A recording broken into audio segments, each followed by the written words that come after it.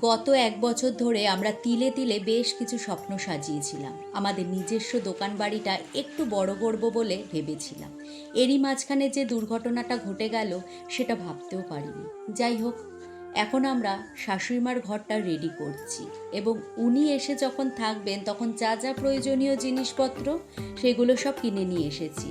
ওটির পর সুগারটা অনেক বেড়ে গেছে, তাই ওনার জন্য ঘরেই আলু ছাড়া অল্প তেলে কিছুটা সবজি রান্না করছি। ওইদিকে আমার হাজবেন্ডের সমস্ত ঘর পরিষ্কার হয়ে যাওয়ার পর অলক্লাথটাও বিছিয়ে দিলাম, কারণ আজ শাশুড়ি মা বাড়ি ফিরবেন। ডাক্তার বলেছেন ৪ মাস সম্পূর্ণ বিছানাতেই কাটাতে হবে, আর এই ৪ মাসে শাশুড়ি মা যে কাজগুলো করতো তার পাশাপাশি সংসারের সমস্ত দায়িত্ব আমাকেই সামলাতে হবে। জানো তো, আজ কতদিন বাড়িতে ঠিকঠাক মতো রান্না খাওয়া নেই, যদিও আমার মা সবটা খাওয়ার পাঠিয়ে দিচ্ছে। আর একমাত্র ছেলে আর ছেলের বউ হিসাবে আমাদের যেহেতু সব কিছুই সামলাতে হচ্ছে, তাই একই দিনে আমাদের অনেক জায়গাতেই যেতে হচ্ছে।